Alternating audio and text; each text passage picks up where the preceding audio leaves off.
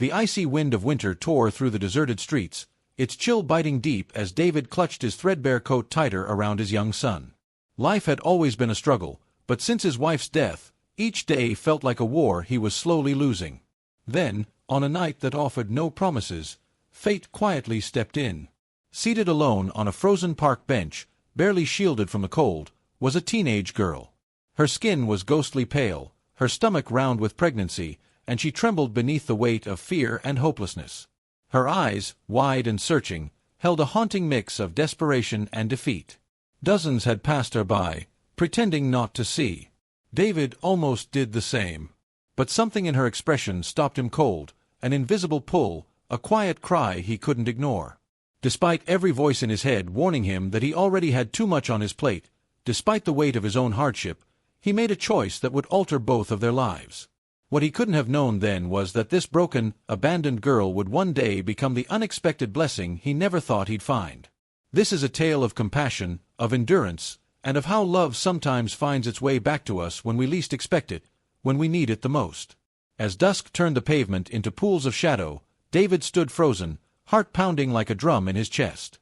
Every logical thought urged him to walk away.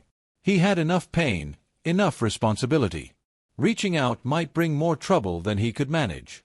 But those eyes, terrified, pleading, and strangely resigned, awakened something buried deep inside him.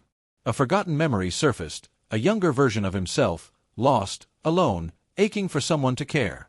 That memory clung to him, wrapping itself around his chest until he could barely breathe. And before he could reconsider, his legs were moving. She flinched as he approached, shrinking away as a sharp gust of wind sent her thin frame shuddering.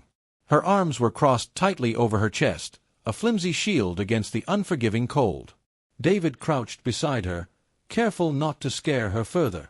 "You can't stay out here," he said gently, his voice barely rising above the wind that hissed through the naked trees. She didn't answer. Her lips trembled.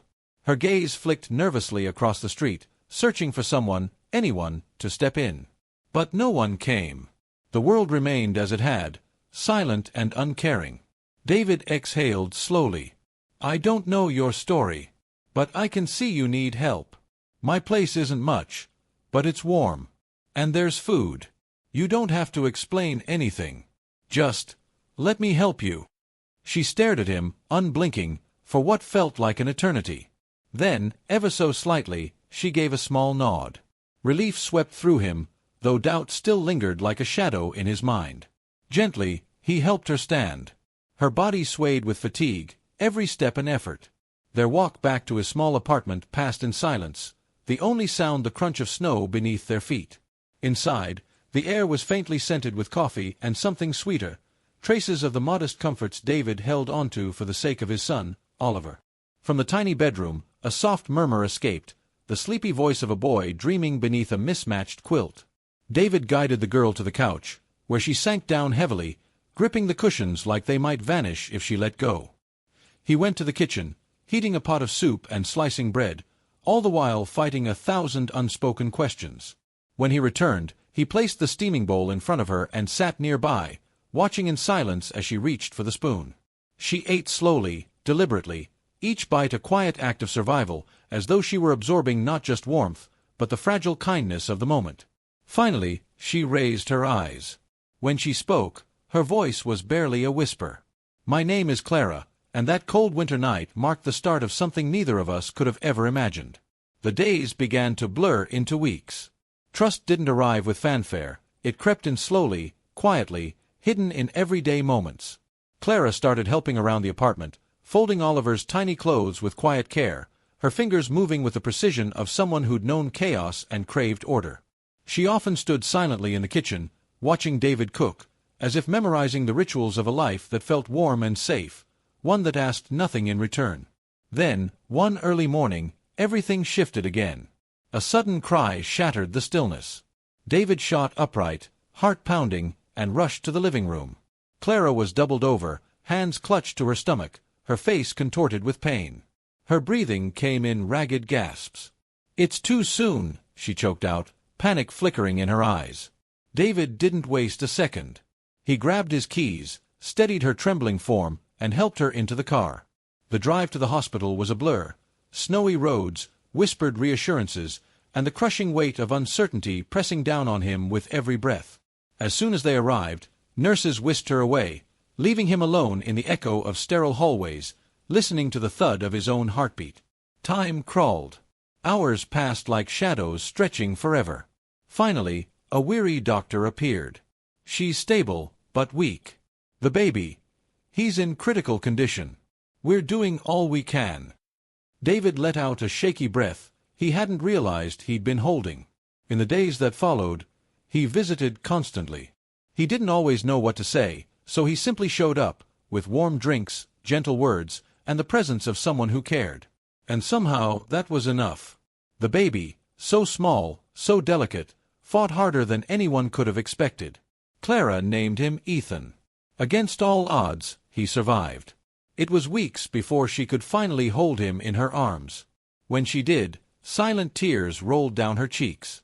Her fingers traced the outline of his tiny hands in reverent awe. David watched from a distance, something stirring in his chest that he hadn't felt in years. Without quite realizing how or when, Clara and Ethan had become part of his world, woven into the fabric of his daily life. When it was time for Clara to be discharged, she paused at the doorway, looking at him with quiet hesitation, as though expecting him to let her go. Instead, David said only 2 words, "Come home." And she did. Life found a new rhythm, midnight feedings, laughter shared over burnt toast, Oliver's giggles echoing as he gently rocked baby Ethan in his arms. The once quiet apartment now hummed with warmth and life.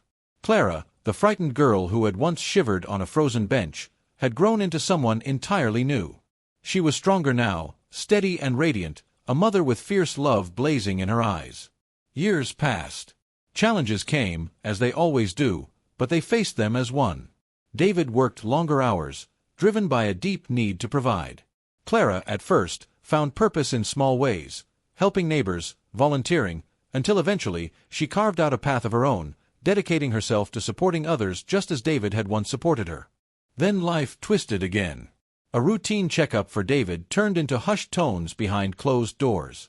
Test results that stole the breath from his lungs. The diagnosis struck like thunder. His heart was failing. Time, which once felt endless, was now fleeting and fragile. But the fear wasn't for himself. It was for his family. For the children who had become his reason to keep going. For the woman who had become a quiet anchor in his storm. He prepared himself for goodbyes, terrified of leaving them as he had once been left. But fate wasn't finished. Clara, the young woman he had once saved, was now the one saving him. The tests revealed she was a perfect donor match. She didn't hesitate. She didn't waver. "You gave me a second chance when I had nothing," she whispered before the surgery, her fingers wrapped tightly around his. "Now it's my turn." The operation was long and uncertain. But when David finally opened his eyes, groggy and drained, the first thing he saw was Clara's face, tired, tear-streaked, but smiling. "Told you," she murmured, voice thick with emotion. "I'm not going anywhere." And in that moment, David understood something he hadn't fully grasped before.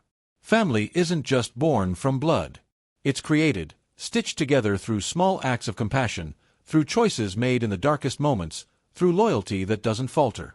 The man who once brought a lost girl in from the cold had unknowingly found something far greater than he'd ever dreamed. Not just a daughter in spirit, but a miracle he never saw coming.